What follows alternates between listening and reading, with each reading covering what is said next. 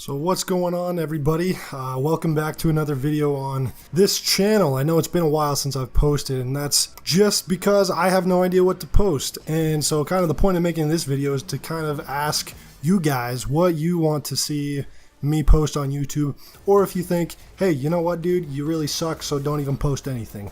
Basically, I just want some feedback on what kind of content you guys like to watch on YouTube, or what kind of content you think that I could produce that you might enjoy, because really I've just been lost on what I should be posting on YouTube. I want to continue to do videos and make interesting or fun type of content. I just don't know exactly what I should be doing. So if you guys know of anything that might interest you, let me know in the comments below. That would be really awesome. So Season 7 just released, and there's actually quite a bit of content this time around compared to Season 6, which I predicted would have basically no worthwhile content that could be played over a long period of time. And for me at least, that was honestly the case. I played Season 6 for about a week before I ended up quitting that entirely. I thought it was a very poorly done, poorly executed season, and that's just my opinion. As for Season 7, I've only been playing for, it's only been out almost a week now, and I can honestly say it's far better than Season 6, and there's a lot more to do, even on face value, than there was in Season 6.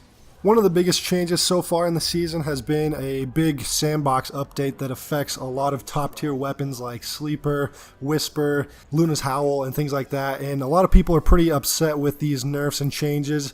And after thinking a bit more about it and kind of thinking it over, I'm okay with a lot of these changes that they ended up going with. This kind of just opens up a lot of weapon variety, and that is pretty good, because right now you kind of got your standard loadouts that are the go-to for pretty much every activity, depending on if you have the weapons. And I like to see when there's a big change that new weapons become top tier, or new strategies arise because of the change to certain weapons or playstyles or abilities and armor pieces and things like that. So overall, I think I'm pretty happy with most of the changes. Another pretty big change was to the Eververse store, and these are pretty controversial changes. I think a lot of people are unhappy with them, and I understand why, because engrams that you earn no longer reward new seasonal items. You can only get stuff from year one. The new items for the season can only be purchased directly with silver, or you can make purchases with Bright Dust.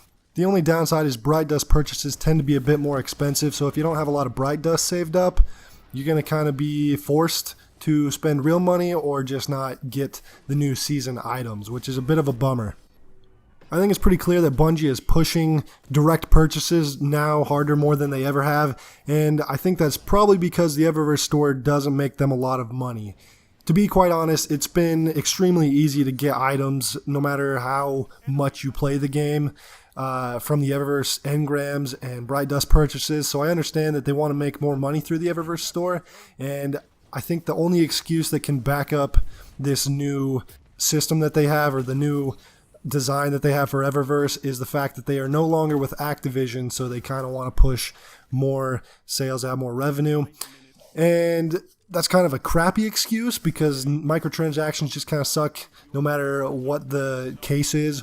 But I'm kind of okay with this, because a lot of storefronts in a lot of video games have this exact kind of model that Bungie now has for the Eververse store. So overall, I'm not too unhappy with it, although I am a little sad to see that a lot of the new season items will be locked behind a paywall. But once again, they are just cosmetic items, so I'm not too shaken up over it.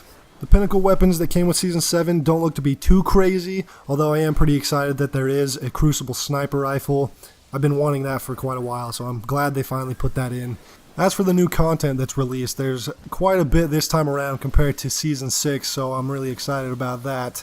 The Menagerie, for instance, I've beat about 3 times now, the Menagerie, and it's a ton of fun, and we're going to be seeing different end bosses over the next few weeks. I believe there will be a total of 3 different bosses, maybe 4 for the final bosses, and it kind of feels like a miniature raid, and maybe like a little bit of mini games in each room that you progress through. So it's a ton of fun to actually play the 6-player match-made activity. So that's another big deal, is the fact that it's match-made, and that's what players have wanted, is a large raid-like activity that's match made for a while now, so that's really great that that's a part of the game. I have not yet tried the Crown of Sorrow raid. Of course, I'm going to be doing that eventually and playing it a ton once we beat it the first time, me and my team. Once we beat it, we're going to be, of course, playing that raid like crazy, just like we do every time that a new raid comes out. It also looks like we're going to have a few exotic quests, including the Truth from Destiny 1, a gun that was broken as hell, but also really cool. And we're also going to have a gun called the Lumina. It's another hand cannon quest, which seems to be about the only type of quests we have in Destiny are hand cannon related ones, which I'm okay with, honestly, because hand cannons are my favorite archetype of weapon to use. Also, towards the end of the season, we're going to get a Solstice of Heroes event again, just like we did in year 1 of Destiny, which a lot of people kind of keyed as a pretty solid event, especially when Destiny 2 at the time was in a pretty crappy state, and a lot of people were unhappy with it, including myself, and it kind of led into Forsaken. I'm pretty excited to see what they're going to do this time around for the event, or if it's going to stay kind of along the same lines of just making a more hardcore version of the campaign missions like they did the first time around. But like I said, we're gonna have to wait and see. Hopefully it'll be really awesome. And that's basically all I have to say about Season 7 so far. I have to play it a lot more to really say much more about it.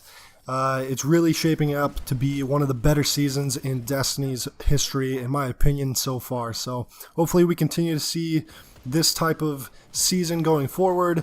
And in my next video, maybe we'll talk about Shadowkeep and what to expect from that. And I will see you guys in my next video. Thanks for watching and stopping by. And like I said, if you could leave some feedback in the comment section below, that'd be fantastic on what kind of content you want to see in the future. Anyways, that's it. Thanks for watching. See you later.